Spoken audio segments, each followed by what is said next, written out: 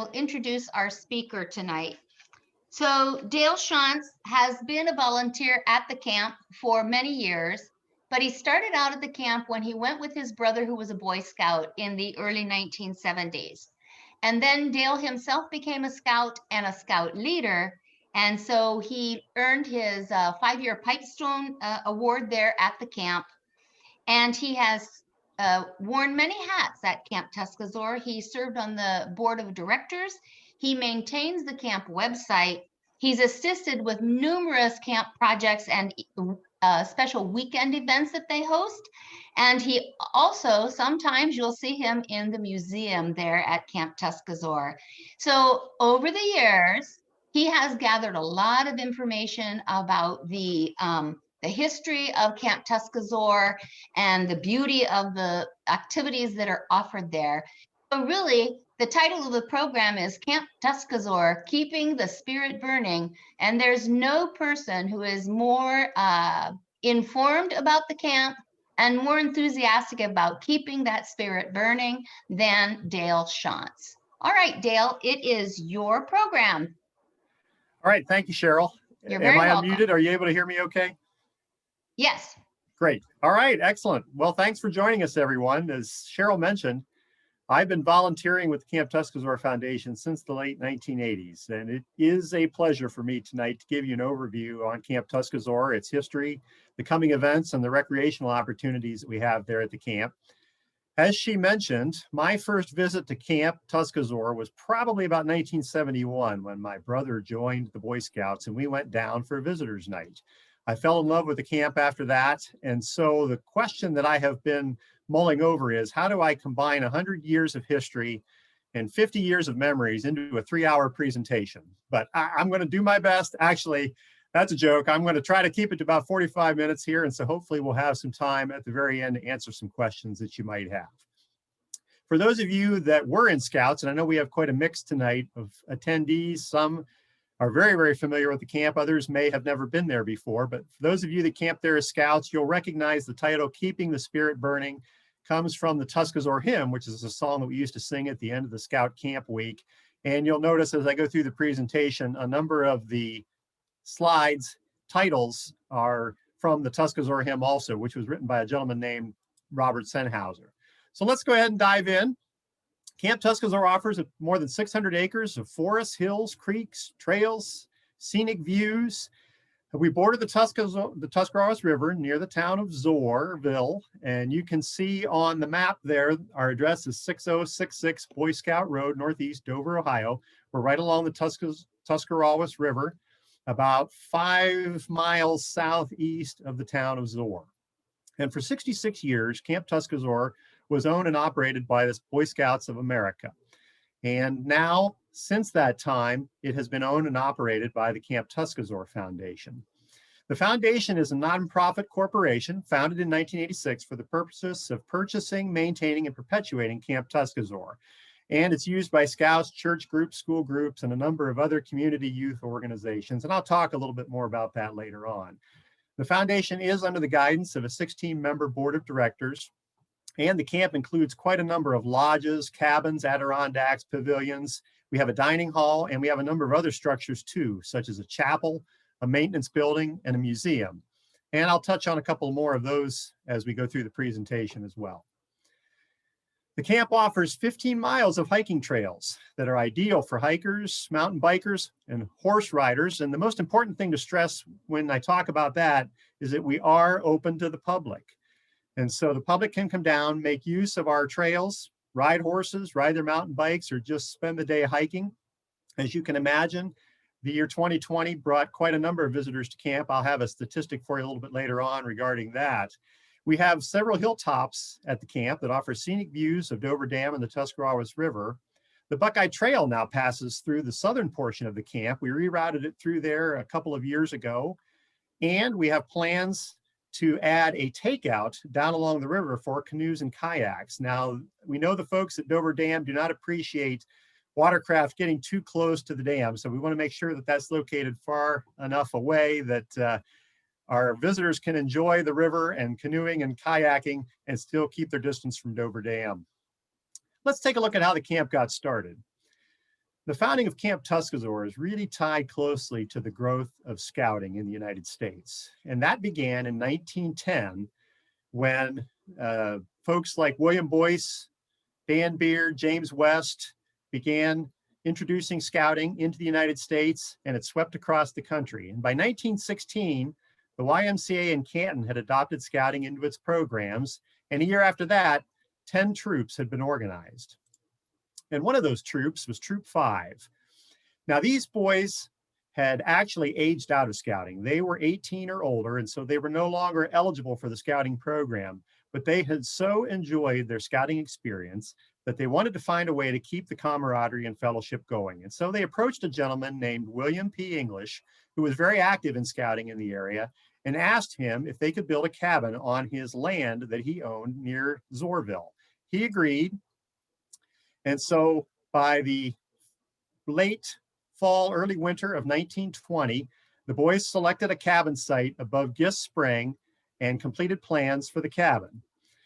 They began building it. Every weekend, they trudged down the hill with bedding, food, and tools, and did their best to stay warm because it was a very cold winter. And so ears and toes tingled until they got fires built and they started using their axes and saws to stir the circulation. They cut down the trees, they shaped those logs, they rolled rocks down the hillside for the foundation. And by the spring of 1921, the cabin was ready for the roof. They brought lumber down the railroad on a hand car, and they also brought cement to be used for the fireplace. And then they carried mud up from the river to chink the cracks in the cabin. And by the winter of 1921, they had the cabin ready for use.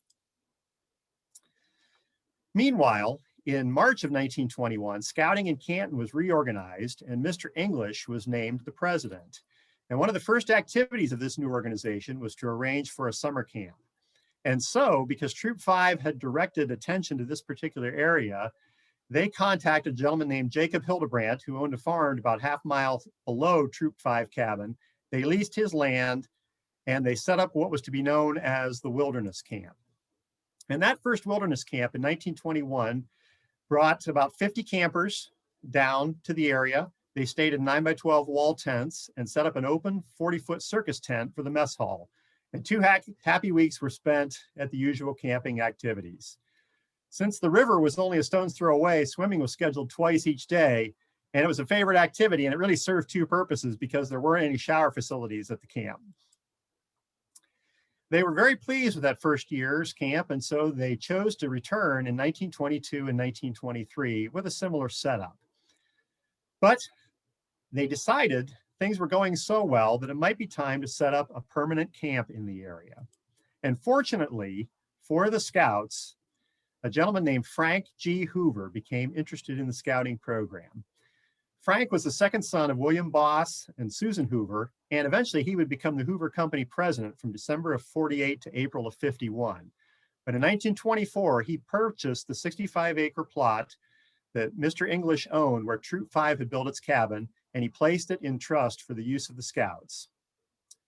Eventually, he would purchase more than 150 acres and donate it to the scouts for their use.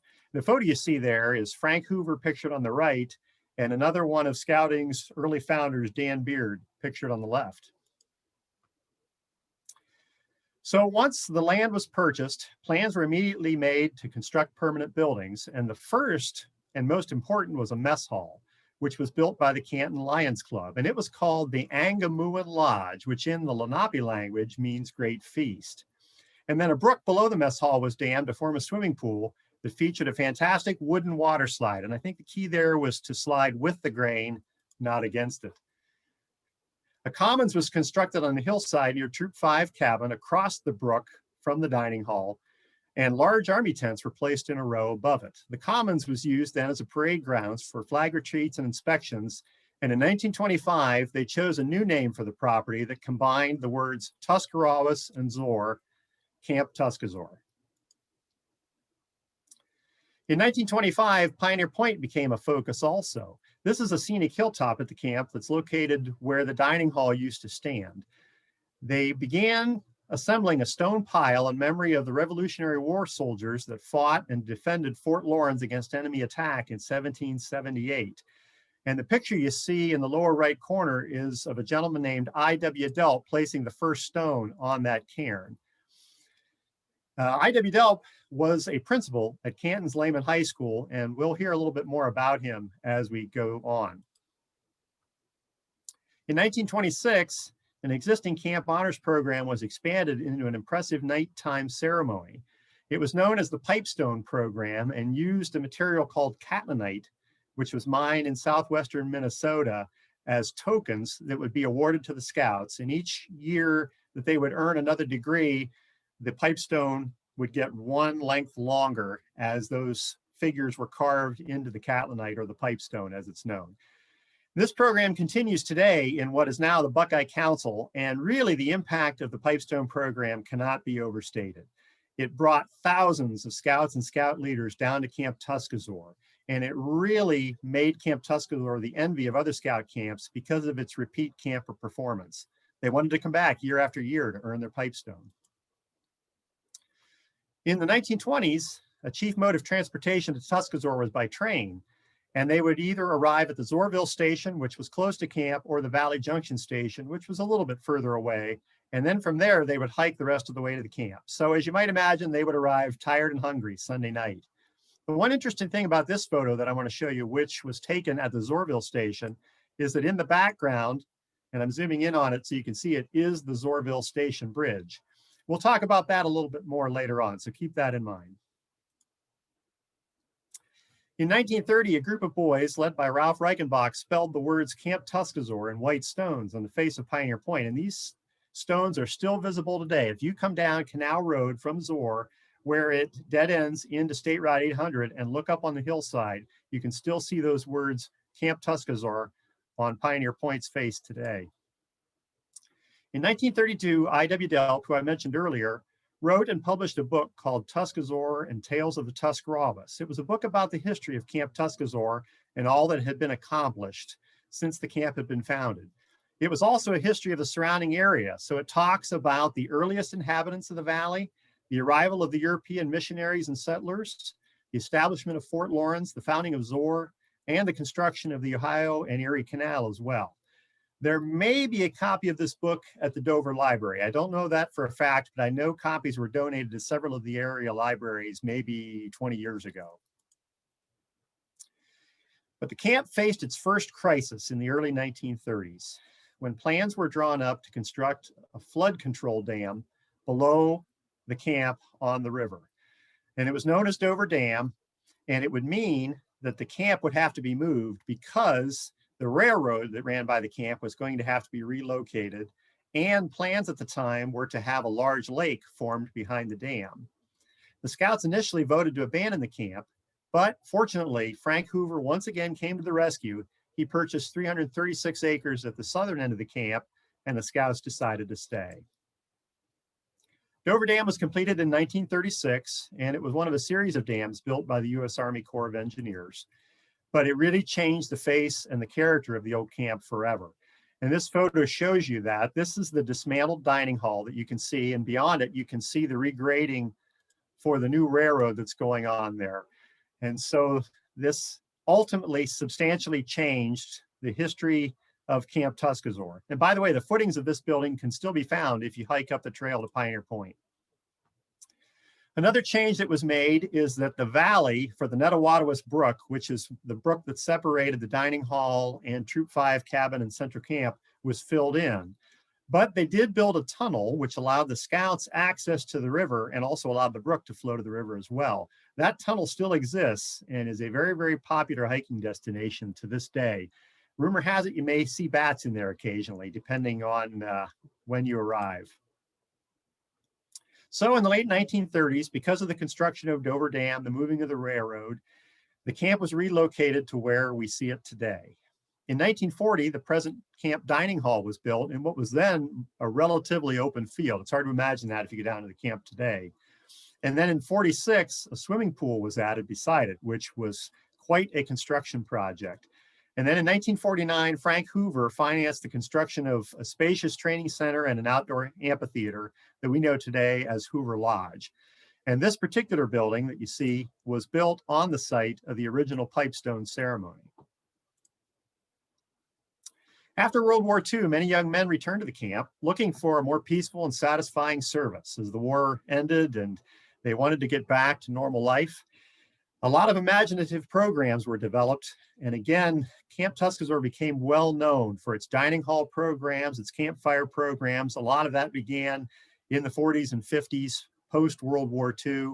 And it gave the campers another experience for that week in summer camp, in addition to the challenges of Pipestone.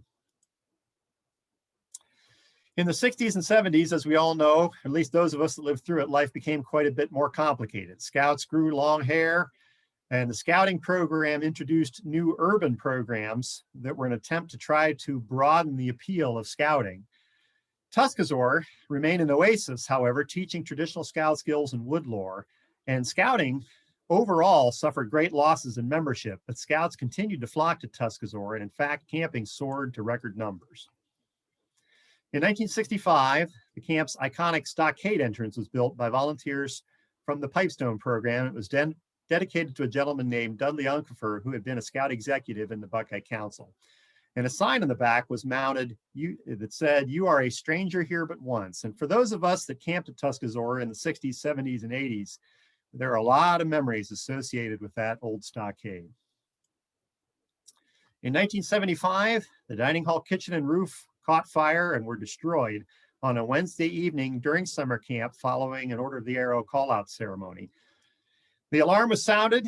Camp staff, scouters, and scouts quickly assembled. They formed a bucket brigade from the pool to the dining hall. And while they weren't able to put the fire out, they did keep it from spreading until the fire department arrived, and it allowed the rescue of a number of the tables and a lot of the scout mementos that had been hanging in the dining hall at the time. A lot of folks thought that that was the end of the summer camping program that summer, but fortunately the National Guard, working with Dover Union Hospital, was able to deliver meals, serve meals in Hoover Lodge for the rest of the summer, and so the program went on uninterrupted. Following the 1978 summer camp season, Camp Buckeye, which was Camp Tuscazore's sister camp near Beach City, was closed and sold. And so additional campsites had to be added to Tuscasore for the 1979 summer camping season. Camp Buckeye, by the way, remains open. It's still used by scouts quite extensively, and it's also operated by a nonprofit organization. And by the way, it would be a good topic for a future Dover Library presentation, although I'm probably not the one that should be giving that. In the 1980s, National Scout requirements for long-term camps sent Buckeye Council looking for a new camp, and they purchased a large parcel in Carroll County, which would become the home of Seven Ranges Scout Reservation. And this photo really illustrates the one key area that Tuscasore could not offer, and that was waterfront activities. If the scouts wanted to participate in canoeing or kayaking, boating, or sailing, they had to be bused over to Limekiln Lake in Zor or over to Atwood Lake, because Tuscasore just simply did not offer a nice enough area to be able to do that at the camp. So that was one of the advantages that they were looking for in establishing Seven Ranges Scout Reservation. Camp Tuscasore was sold to the Kimball family of Dover, and in the fall of 1986, the camp was closed. Over to Seven Ranges, Buckeye Council held a final farewell for Camp Tuscasore. And I wanted to read to you what was said in the program that was handed out that day, because it really kind of typifies how so many of us felt at that time. Camp Tuscasore has seen many scouts and scouters in the past 66 years. Whether it was planting trees, digging a ditch, or painting a building, we have left a permanent mark of our presence. The memories of camping with friends, hiking these hills, and exploring the woods will stay with us always. For these reasons, each of us has a special appreciation for Camp Tuscasore, a feeling that cannot be expressed in words, but will be felt by each of us this day. We invite you to hike the trails and to visit the campsites and buildings. Take one last tour of Camp Tuscasore and remember your special times. You are a stranger here but once. There will be a final retreat and flag ceremony in Central Camp at 2 o'clock. And after this assembly, we will walk to the parking lot. We will lower the signs from the stockade and close the stockade gates. We will take the memories with us as through life we go, which is the final closing line of the Camp Tuscasore hymn. And so for those of us who were there that day, who watched those gates get closed, and as we drove off, we had no idea what the future held for Camp Tuscasore. It had been sold, and the focus now was on the new scout camp. But Almost immediately, a group of Tuscazore alumni established the Camp Tuscazore Foundation, and efforts were begun to preserve and acquire the camp. And the first big milestone came in 1987 when the camp was reopened under a lease agreement. And then 2 years later, a huge breakthrough came for the foundation when the Kimball family agreed to donate 110 acres of the property to the Camp Tuscazore Foundation. And that donation included most of the camp buildings and the area with Pioneer Point and the old Troop 5 cabin. So that was a huge, huge event in the history of Camp Tuscazore. In 1995, the camp celebrated its 75th anniversary, and that year we broke ground for the W.C. Moorhead Museum. And that museum is named for a gentleman named William C. Moorhead, as we know him, who had wanted to finance a museum for the enjoyment and education of visitors. He had a lifelong collection of memorabilia that he wanted to display, and so he had set aside a fund to finance the construction of this building. And when he passed away in 1993, the camp began plans for the museum's development, and it was opened and dedicated in our anniversary year of 1995. In 1996, the foundation assumed control of the Zoar Valley Trail, which was originally set up by Buckeye Council in the mid-70s. It's a 20-mile trail that stretches from Schoenbrunn in New Philadelphia to Fort Lawrence and Bolivar, and it passes through Zoar and offers an overnight stop at Camp Tuscazore. In 1997, the camp received the donation of the Zoarville Station Bridge that I mentioned earlier when I showed you that photo that was taken down by the Zoarville Station. This is the last bridge of its type, and it's listed on the National Register of Historic Places. It was designed by a gentleman named Albert Fink and was originally built in 1868 in Dover, and then was moved to its present location spanning the Conotton Creek in 1905. It's called a through truss because traffic actually passes through the bridge structure. And it was once the main road to Camp Tuscazore. The bridge also uses something called Phoenix columns, which are hollow wrought iron tubes constructed at the Phoenix Iron Works over in Pennsylvania. And so the foundation began efforts immediately to restore the bridge. In 2004, we decided to try and use our resources to help raise funds for the camp, and we began producing and selling maple syrup. We tapped several hundred trees at the northern end of the camp. We stretched a network of vacuum tubes through the woods, and those would transport the sap down to storage tanks near the tunnel. And then from there, the sap would be pumped up to a sugar house that was built behind the dining hall. And that production continues to this day. In 2007, 10 years after the restoration began, the Zoarville Station Bridge was reassembled and was open to foot traffic. Cars can no longer drive across it, but hikers, you could get an ATV across it if you wanted to. A dedication ceremony was held that year. Congressman Ralph Regia was the keynote speaker, and he and a number of the other project contributors cut the yellow ribbon, reopening the bridge. In 2009, the foundation made two key land acquisitions. The first was another 113 acres of the camp property, which placed all but 22 acres of the original camp under the control of the foundation. Then we had an opportunity to acquire another 145 acres south of the original camp, which included a large part of the Desecker farm. And that farm included a small-scale surface and underground coal mine in Tipple, as you see pictured there. And by the way, we cannot say thank you enough to the many donors and foundations that helped us with their grants and their donations in these land purchases that we've made. We as a foundation certainly would not have had the resources to make these acquisitions without the help that we have had over the many years. In 2014, the camp opened an RV camping area. And then in 2017, the Kimball family granted a license to Tuscarawas County for public use of the railroad right-of-way. And so what that means in all likelihood is that the towpath trail will be continued on right past Camp Tuscazore and on down towards Dover. In 2018, the Desecker mine was sealed and the area was reclaimed by the Ohio Department of Natural Resources. And they put together a great little video called Ohio's Hidden Mine that chronicles that restoration. And I don't have time to show it to you today. I wish I could, but I would encourage you to go out to YouTube and search for Ohio's Hidden Mine. I think you'll really enjoy that video. In the spring of 2019, then, several hundred volunteers planted 5,000 trees at the reclaimed mine site. And what a day that was. In 2020, Camp Tuscasore celebrated its 100th anniversary. And during that year, we were able to raise funds to rebuild and dedicate a brand new stockade entrance, as you see pictured here. Again, quite an accomplishment. And for those of us that have been camping at Tuscasore these many years, it's a wonderful sight to see that new stockade standing at the end of the parking lot. As part of the centennial celebration, we set up what's called the Centennial Trail. We marked 100 historic sites throughout the camp, and each one has a unique sign. You kind of see it pictured there with a brown background on it that tells a little bit more about that particular site. We also have a Centennial Trail guidebook and a map available at the museum, which goes into more detail.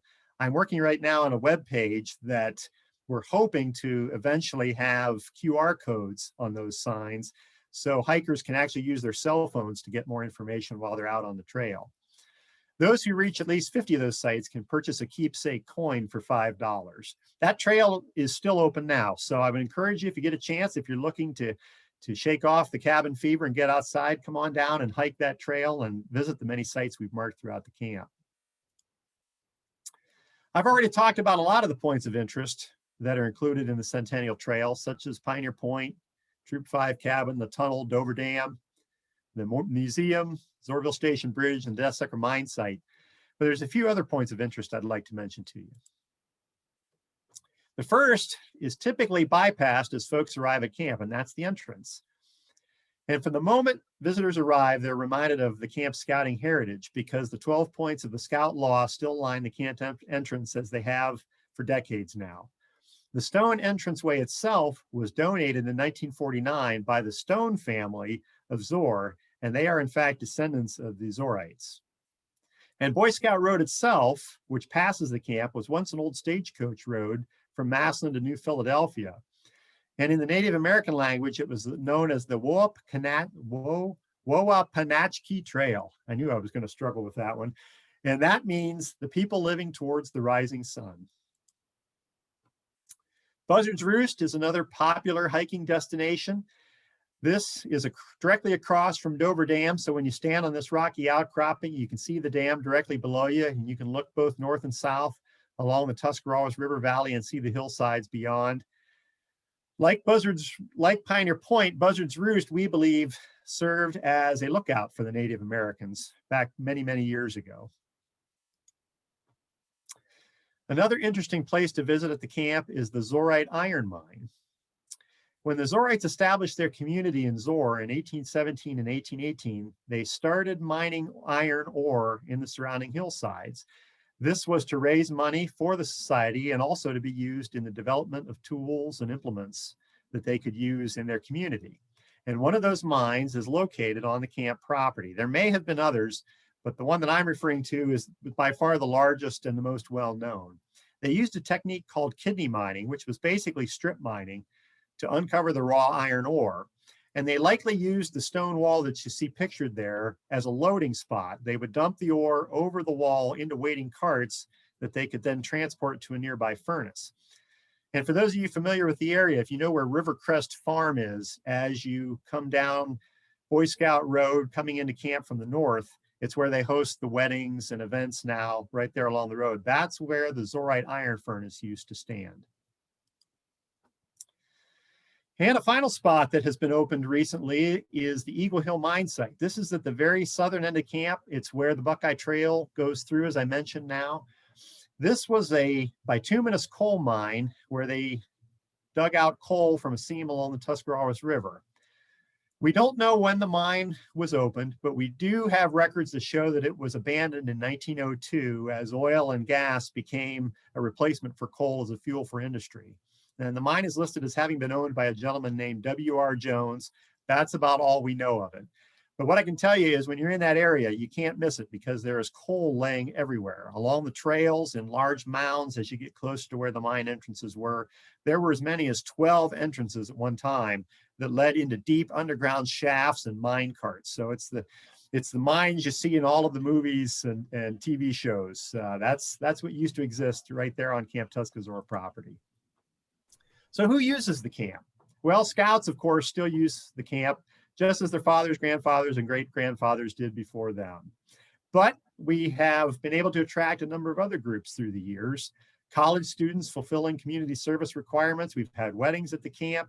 We've had church groups, track teams, reenactors, World War II reenactors. We've had gold panners, and our own foundation members have camping privileges at the camp as well. As you might imagine, this last year was quite a challenge for us. And for a period of time, we had relatively little to no camping at the camp. But fortunately, the local health department opened it up for us some months ago. And so now we can rent cabins, campsites, and RV sites to family households into groups of 10 or less. Those groups are responsible for their own social distancing, and they need to disinfect the surfaces before they check out. We provide the cleaning supplies for that, of course. Those cabins, campsites, and RV sites can be reserved on our Tenaroo site that we have on the camp's website.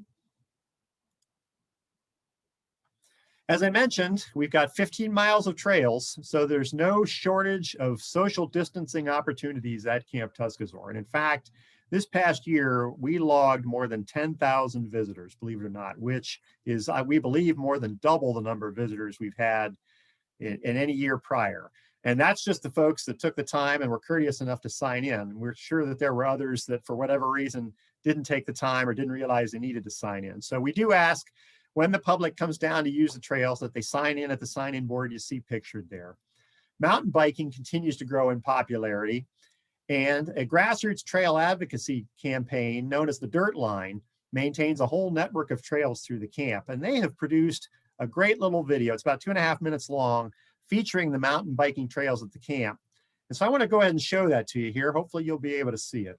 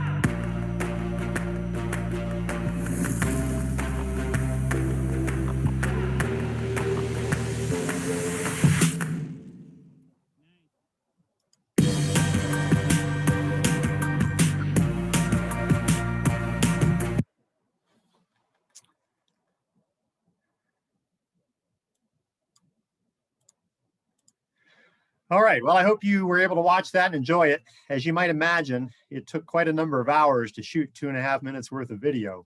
And it really does a great job of showing the variety of terrain that we've got there at the camp for the mountain bikers to ride on. Let's talk a little bit about some of the Camp Tuscazoar events that we have coming up this year.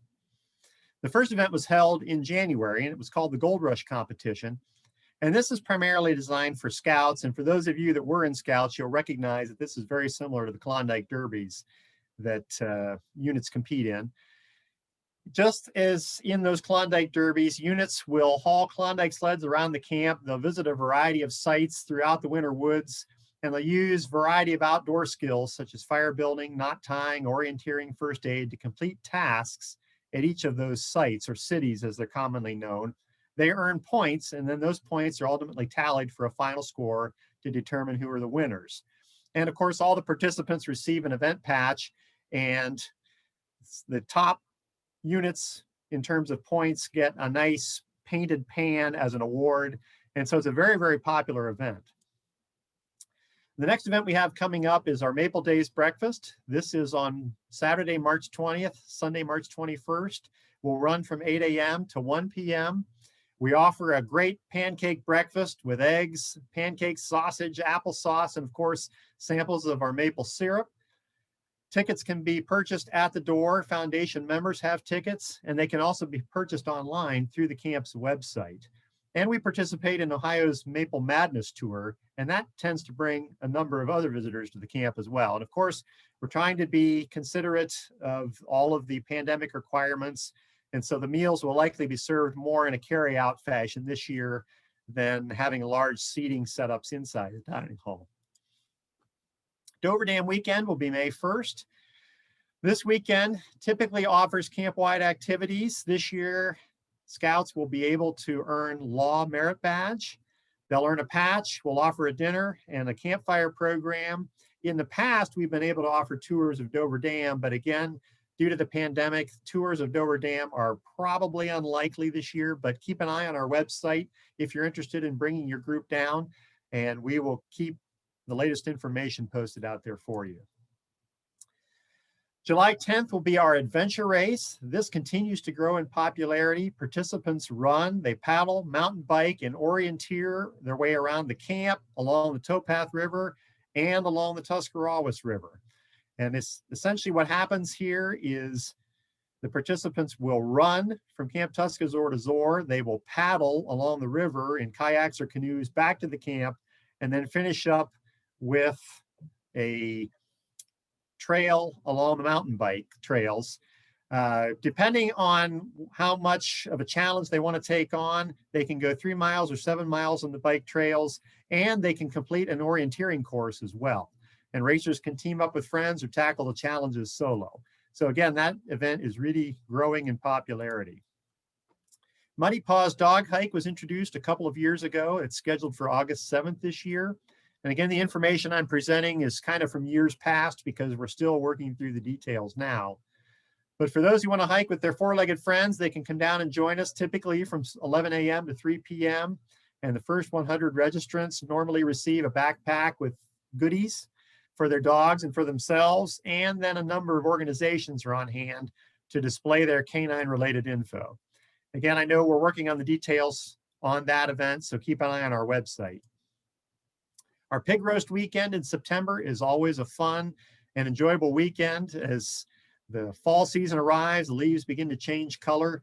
We offer a delicious meal with pork, chicken, corn, applesauce, baked potatoes, rolls, beverages, desserts, and that runs from 3 to 7 on Saturday and from 11 a.m. to 3 p.m. on Sunday.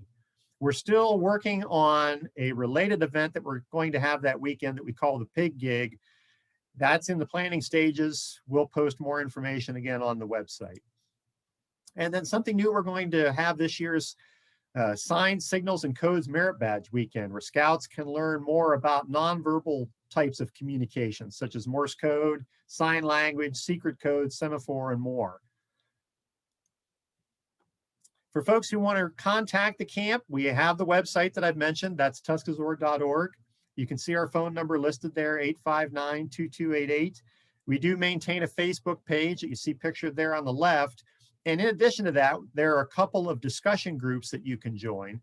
The first one, Camp Tuscazore and the Legacy of Scouting in the Buckeye Council BSA, is primarily designed for those who camped at Tuscazore as scouts or as camp staffers. And so a lot of the discussion revolves around the history of the camp and some of the memories that we have there. Tuscazore Today focuses more on current activities at the camp, updates on projects, that type of thing. Memberships are key to supporting the foundation. We're not supported by any organization or any corporation, so we encourage folks to become members of the organization.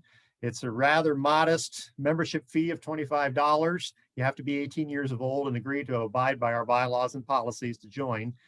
And by doing that, you'll receive the camp newsletter that I put together about 3 times a year. You get camping privileges for your immediate family. You get to vote at our annual meeting. And of course, you get a copy of our annual camp event calendar. Donations are also critical, as you might imagine. We set up an endowment fund many years ago to help fund maintenance, rehab, reconstruction projects. We have a donations portal on our website where folks can go out and contribute to the camp and to the foundation directly. We also set up smaller portals for individual projects. The stockade, for example, we had a portal set up to support that. And currently there's a portal set up on givebutter.com to support the mountain bike trails. Syrup sales, I mentioned, are continuing, and you see Nancy pictured there. She faithfully shows up at the Jackson Farmers Market and the Tuscarawas Valley Farmers Market in the summer and in the fall to sell our syrup. We have a variety of sizes available, and we also have it for sale at our event weekends and then also at the museum if you stop by on Saturdays. And so in conclusion, I want to share some words with you that I.W. Delp ended his book, Tuscazoar and Tales of the Tuscarawas with, because I think they still hold true today. And he said, reluctantly, we must turn away from the past so rich in glamour and get ourselves back to the realities of the present and the promises of the future. The river no longer feels the dip of Indian paddle. No more do their stealthy feet tread the trails. Stilled forever are the sounds of zorite mining and the felling of trees for the charcoal burners. A new day is at hand with problems no less perplexing and requiring no less sterling qualities of manhood for their solution. As the wilderness built sturdy bodies and splendid character necessary for its conquest, so does it now for the living. In its few years, 1,000 boys have come to love Tuscazoar, and in their turn, a host of others will do the same. As with those who have gone before, they too will climb the hilltops to ponder the heroic labors and sacrifices of those who built this valley, and to resolve to meet the world with its high ideals and noble purposes. When, in that distant day, if it ever comes and a final tap sounds for Tuscazoar, may it truly be said, here was done a good work. And certainly we feel like a good work has been done at Camp Tuscazoar, but as our slogan says, we're keeping the spirit burning and we're ready to move on to more good work in the future. So that's what I had to present. And so at this point, if there are questions, I can certainly try to answer those. I'll do my best. So Dale, here's what I'm going to suggest. Dale, if you would not share your screen, if you unshare it, then we can see everybody's faces. And as people have questions or comments, people can unmute themselves and ask a question or a comment. But first of all, let me just say, my goodness, what a treasure we have out there at Camp Tuscazoar.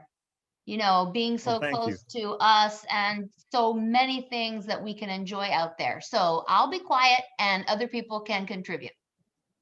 Dale, I just want to say thank you so much for the work that you, the board, your brother have done over the years to maintain that spirit that many of us felt. And for me, my first year in 1970, and then having the opportunity to be on staff in the early 80s and the camp director in 1983. It is so overwhelming how wonderful to see the camp stay alive. And thank you so much for your dedication and what you've done. Well, thank you, Dave. I'm saying thank you on behalf of all of those that have contributed through the years, and there have been many. And in fact, we lost a good one this past week. Cy Laughlin was on our board of directors at the camp for a number of years, and he passed away at the age of 91. So we were sorry to see that, but time passes on, and Cy made a great contribution to the camp and the foundation and its formative years there in the late 80s. And we miss him. Absolutely. He was a great guy. Yep.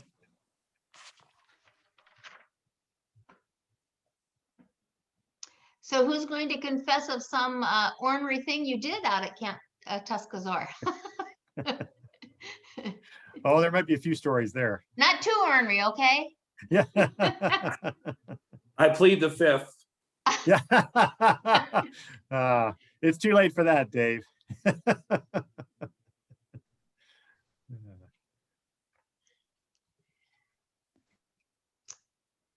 Anybody else have a comment? I see someone in the chat room had said earlier that they were they went as a Boy Scout in 1970 and then became the summer camp director in 1983. That was Dave. Oh, Okay. it was Dave. Yeah. Yeah, that was Dave. Okay. All Okay. right. Right. Yep. Yes. Yeah. Is there a way to view the recording? Oh, yes. Okay, so I will answer that question.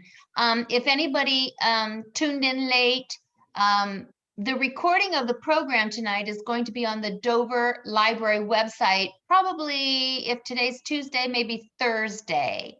And if you can't, what you do is you go to the adult program site, and then right underneath it, it says archives. And then it would be there, and you can click on that. It'll be posted for a whole month. And really too, I was going to tell you, don't forget to go watch that video. It's an 18-minute video about Ohio's hidden mine. That was amazing as It well. is. It really is. And as scouts for years, we heard about these gentlemen that lived south of the camp, and we were all scared to death of them. And so it is remarkable to see what they accomplished just with their bare hands for the most part. And the stories there, I don't know what's legend and what's true anymore, but it's pretty remarkable. Right. I do see that. I'm sorry, go ahead. Tell a few stories of what happened when we lost a scout and we had to go and get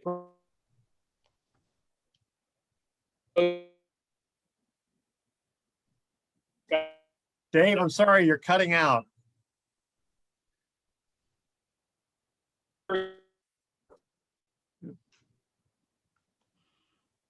Yeah, No, your we sound can't. is Dave, you cut out on us, unfortunately. Yeah. I right. do see someone asked about the commemorative bricks. Out in front of the museum, we have what we call the Eagle Walk. And so for those folks that have achieved the rank of Eagle, they can order commemorative bricks for $30 each, and we will place those in the Eagle Walk outside of the museum there for folks to see as they come to the camp. We also have a couple of other areas down in Central Camp, as we call it, where we'll place bricks for those who just want to purchase a brick that it's not an Eagle brick per se, but they just want to support the camp and would like to add a brick. We can place those down in the Central Camp area as well. And those order forms are on our website. And certainly I can direct people to that if they've got any questions on that. But just go to the About Us page and you'll see an area there where we talk about those bricks. And I see that somebody named Jim Kennedy said he got engaged at Pioneer Point. Wow, how about that? That's exciting. Well, one of our directors got married at Buzzard's Roost here in the fall. So we don't know if that was the first wedding at the Roost or not. We've had quite a number of weddings at either Tom's Chapel or in the Hoover Lodge Amphitheater. But as far as we know, that's the first one at Buzzard's Roost.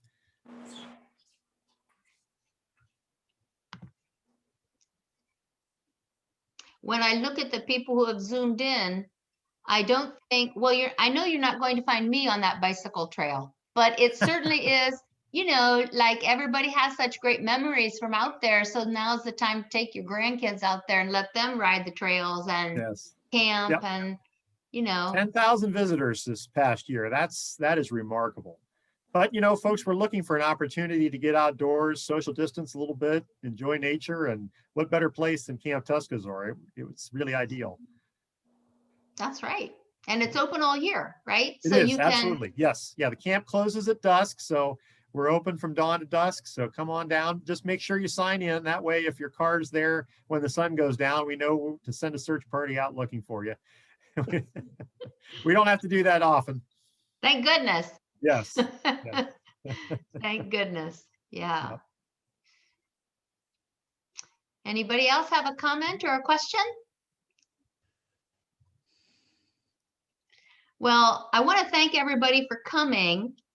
to the program. I learned a lot. It's inspiring. It makes me want to go out there and try to hit all of the points of interest, over a period of time.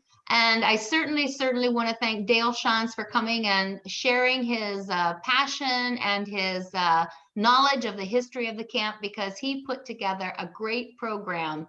It was just wonderful. And I know that a lot of people are reliving some memories that they had with, at time they spent out at Camp Tuscazoar. So thank you so much, Dale, for this wonderful program. I can't say enough. You're was welcome. wonderful. It was my pleasure. My pleasure. Hopefully we'll see a lot of folks out at our Maple Days here in a couple of weeks. I'll be in the museum on Saturday. Check it out on the website. Keep yourself, Mhm. keep yourself abreast of what's going on out at Camp Tuscazoar, and go out and support their efforts, because they have really made a wonderful place out there. We would So. appreciate it. That's for sure. All right. All right. Okay. Well, enjoy the rest of your evening. Again, thanks everybody for coming, and thanks to Dale for his wonderful presentation of Camp Tuscazoar. Oh, thank All you. of us can help. We can be involved in keeping the spirit burning. Thank you, Cheryl. Thanks for You're having very me. welcome. Good night. Good night. Very good. Thank you. Thank you. You're welcome. I'll let it open a little bit in case people want to talk memories that they didn't want to say in front of everybody. I just have one comment. Yes. Now I realize why when you go to Google Maps and you Google Dover Dam, it says Dover Lake. What is it? Oh, it says Dover Lake. That's right. Yes, It says that's Dover exactly Lake. right. They had planned to have a lake behind the dam, but for whatever reason, they decided not to do that. We're grateful, actually. I don't know how Google figured it out, but that's what it says. Yep, that's right. That's I even interesting. suggested an edit on that, but they never did it. Yeah. Somehow they knew. Mhm. I see Bob Bolts is part of the group, and I should give Bob a shout out. He's put together some great trail maps down there at the camp. He may know that terrain better than anybody. He's hiked it from one end to the other and back again a number of times. So Bob, thank you for the maps you've put together for us. They're fantastic. I have one question about the trails. Yes. I've been to Buzzard's Roost, and I think it's been a long time since I've been to Pioneer Point, so I don't remember it exactly, but how would you compare those two trails? Is Pioneer Point easier and shorter? Yes, it is. Absolutely. Yeah, it is much closer to the parking lot when you arrive at the camp than Buzzard's Roost is. Okay. I have a question. Are the trails clearly marked if you go out there, like in the, we can't get a map because the museum's not open, but are the trails marked? We're doing our best to do that. In fact, we have set up a trail committee now that is trying to, as best they can, mark those trails and keep bikers, hikers, horseback riders separated where they can. I don't know that they've completely completed that effort, but I know they've made an effort to do that. So I won't promise you that all the signs are up, because, that many people out in the woods, sometimes signs have a way of vanishing. So that's the reality of it. But we do try to keep those marked as best as we can. Oh, thank you. And I mean, is there a map that you could get at the museum? Yes. Yeah. In fact, I mentioned Bob. He put together a map several years ago. It's a fantastic map that shows a variety of the trails, and you can buy that at the museum for $1. And you won't get a better map of the camp. It's fantastic. So I would say come down on a Saturday, maybe mid-morning, and usually someone will be at the museum there and they could get a map for you. Perfect. Thank you. You're Yeah, welcome. come for the come for Yes. the pancake breakfast. Absolutely. Eat and then walk it off a little bit. Yep. That's a good idea. That would be great. Hey. I can't believe that we've lived here all these years and never knew all this was going on. I'm Nancy Romer, and we live practically next to the camp. Is that right? Are you along Boy Scout Road? Well, It's Johnstown Road. But we did, for 20 years, we were on Boy Okay. Scout Road. And then, Okay. like our kids said, we're over the hill, then we build and we're actually on Johnstown Road, but we still have all the farm. Oh. We were next to Camanita and Dreher. Oh, right, absolutely. Well, come on up for our Maple Days and we can Well, for can sure, tell you a we little more will, about the for camp. sure. Yeah. But I did ride one time from our farm when I could still ride to Buzzard Roost Oh, with my okay. friend, and we had a picnic there, but we went cross country somehow. I don't think I could remember how we did it, Yeah. but we got there. There's a few ways to get there. Some steeper than others. Yeah. It's about as close to climbing the mountains as you can get here in Northeast Ohio, I think. Right. In fact, one time we have a carriage, we belong to the carriage club. And the carriages, we've driven in Zor for a year, our carriage club, Western Reserve. And we thought it'd be fun to drive up there at the camp, but John and I walked some of those trails and not suitable to carriage driving. Yeah. And the fox hunters.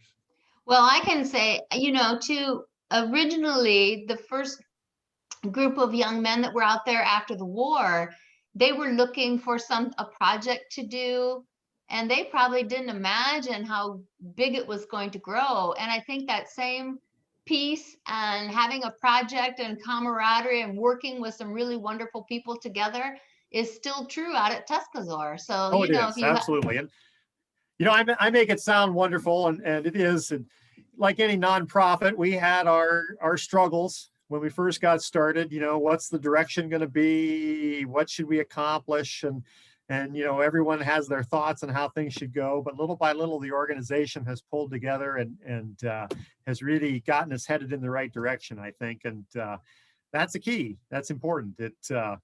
If you've been part of a nonprofit, you know what it's like. Whether if you're on a church board or school board, you understand what dealing with people can be like at times. And so that's the challenge, is getting everyone pulling in the same direction. And I really feel like that's what's happening at the camp right now, is we're pulling in the right direction.